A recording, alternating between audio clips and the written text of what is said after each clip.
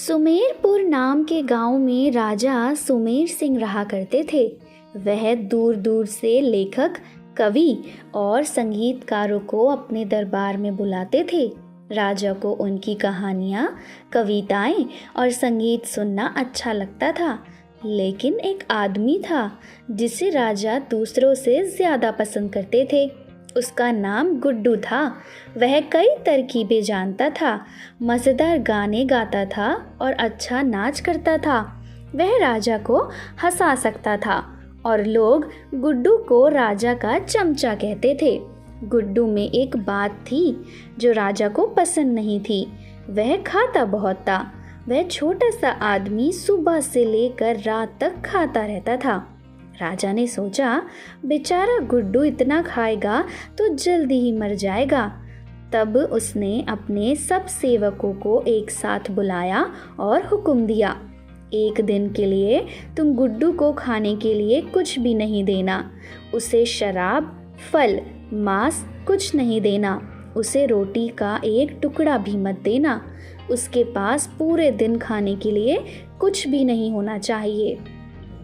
अगले दिन राजा की मेज पर गुड्डू के लिए कोई जगह नहीं थी। वह दीवार के पास गया और वहीं खड़ा हो गया। उसने सोचा, शीघ्र ही सेवक मेरे लिए खाने पीने की चीज़ें लाएंगे। परंतु सेवक उसके लिए कुछ भी नहीं लाए। उसने राजा से डर के मारे खाना नहीं मांगा, क्योंकि वह जानता था कि अगर राजा जी को गुस्सा आ गया तो वह मारा जा सकता है। बेचारा गुड्डू बहुत भूखा था। तब नौकरों में से एक ने रोटी का एक छोटा टुकड़ा गिरा दिया। गुड्डू ने जल्दी से उसे उठा लिया।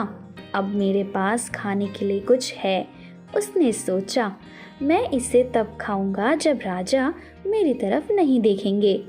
जब राजा का रात का खाना समाप्त हो गया तो कवियों ने उनकी कविताएं पढ़ी, संगीतकारों ने संगीत बजाना शुरू किया। जब राजा का ध्यान संगीत सुनने में था, गुड्डू ने सोचा, अब मैं अपनी रोटी का टुकड़ा खा लेता हूँ। लेकिन राजा हर समय गुड्डू को देख रहा था।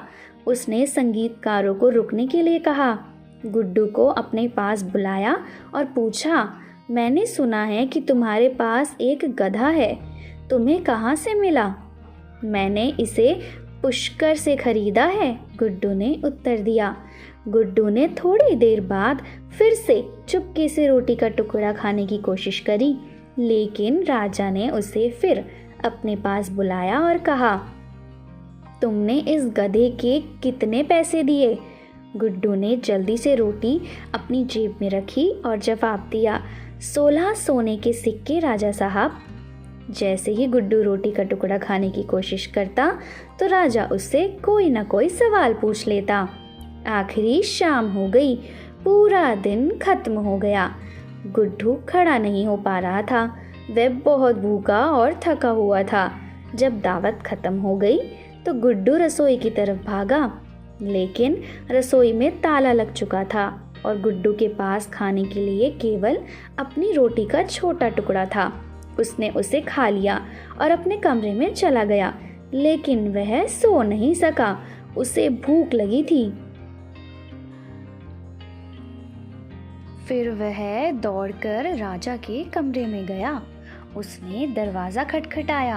राजा ने गुस्से से पूछा, मेरे दरवाजे पर इतनी देर से कौन दस्तक दे रहा है? हुकुम, माफ़ी चाहता हूँ, गुड्डू ने कहा।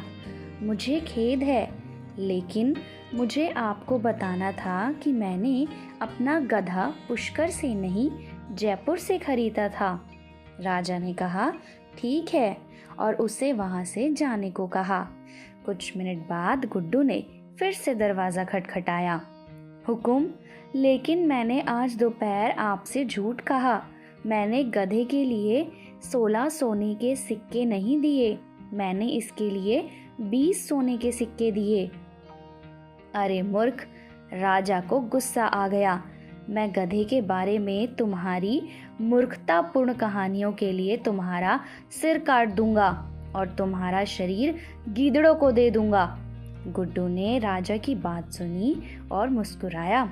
हाँ हुकुम, मुझे पता है, लेकिन मरने से पहले मैं अपनी अंतिम इच्छा बताना चाहता हूँ, केवल एक इच्छा। तुम्हारी आखिरी इच्छा क्या है? राजा ने पूछा। मेरी आखिरी इच्छा ये है कि मैं पेट भरकर खाना खाना चाहता हूँ। राजा सब कुछ समझ गया और जोर जोर से हंसने लगा। राजा ने अपने नौकरों से स्वादिष्ट खाना लाने को कहा। वह गुड्डू के साथ मेज पर बैठ गए। भोर होने तक वे खाते और हंसते रहे। उसके बाद गुड्डू कभी बिना भोजन के नहीं रहा और वह हमेशा खुश रहता है। तो दोस्तों, कैसी लगी आपको हमारी कहानी? अगर अच्छी लगी हो तो लाइक करें और ज़्यादा से ज़्यादा शेयर करें। और हाँ, हमारे चैनल को सब्सक्राइब करना ना भूलें।